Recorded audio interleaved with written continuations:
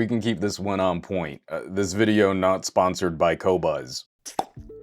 Okay, yeah, I'm piggybacking on the recent Spotify news to chat about music streaming services. My decision was actually made late last year. I was always planning on doing this kind of editorial, but there's just something in the air right now, a kind of conversation that I felt this fit into. I chose Qobuz. But to explain why, I've got to backtrack just a little bit. In the early streaming days, I streamed a lot on Pandora, but I got a little tired of their curation system. It didn't take long before my music selections locked in a really repetitive list of tracks and artists, and I wasn't really getting exposed to much new music. Then I rocked with Google Play Music for a while, but in large part that was also because of the cloud storage, and I still had a decent collection of ripped CDs to supplement my streaming. We all know how that went down with Google Play Music, so I paused on paying for a streaming service until we saw what would happen with YouTube Music and with Spotify. Further complicating that, over the last year,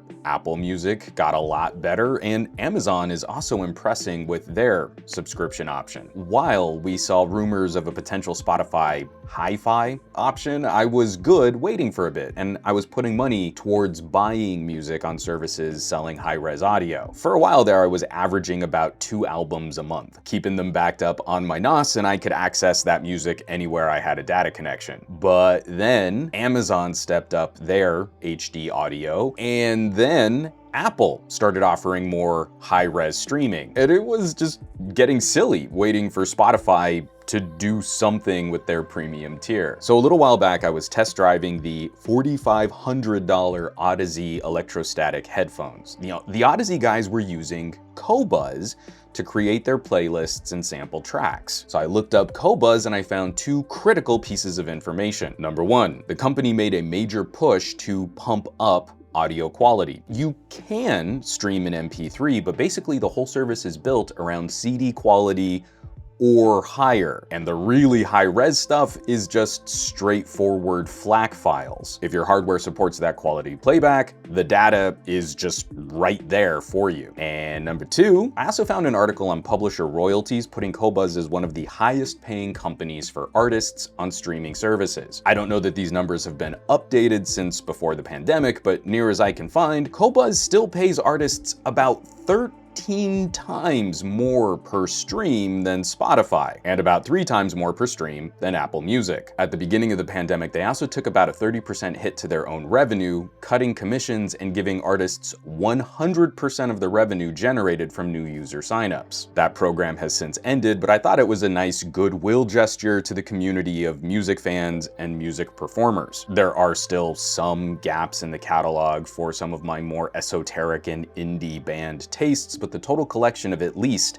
CD quality audio has grown recently, closing the gap on Spotify and putting it on pretty even footing against Tidal, Napster, and Amazon. If you followed any of my podcasts, the issues we've discussed on stemming the spread of bad information, Spotify has certainly caused some issues for itself with their podcast policy. But before that really blew up in their face, I paid up front for a whole year of Qobuz, which works out to about 80 cents more per month than Spotify Premium, has nearly the same catalog, pays artists way better per stream, and guarantees a base level of quality that Spotify refuses to serve. And Qobuz also has one of the biggest collections of truly high-res streaming available online. I think this is the fun thing about where we are with these kinds of subscription services. I just got tired of waiting for online streaming to crawl out of the MP3 days. I mean, it's silly. We're just now getting back to CD quality music after all of our expensive phones have lost their headphone jacks. Hey Sony, we're still cool. I love you, Sony. But joking aside, we really do have options to vote with our wallets. How a service treats your ears. How a service treats the artists on their platform. If you're really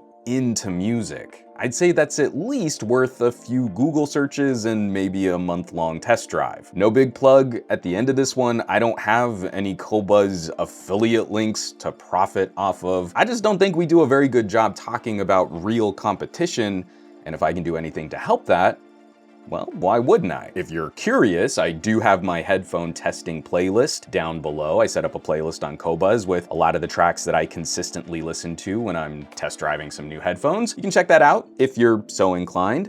I get nothing if you click on that link. As always, thanks so much for watching, sharing, subscribing. I appreciate all the support. If you are clicking on the affiliate links or shopping some merch, that kind of stuff really does help keep production on this channel. You know where you can find me around the rest of the internet, at SomeGadgetGuy on the Twitters and the Twitch, Facebooks and the Instagrams, and I will catch you all on the next video.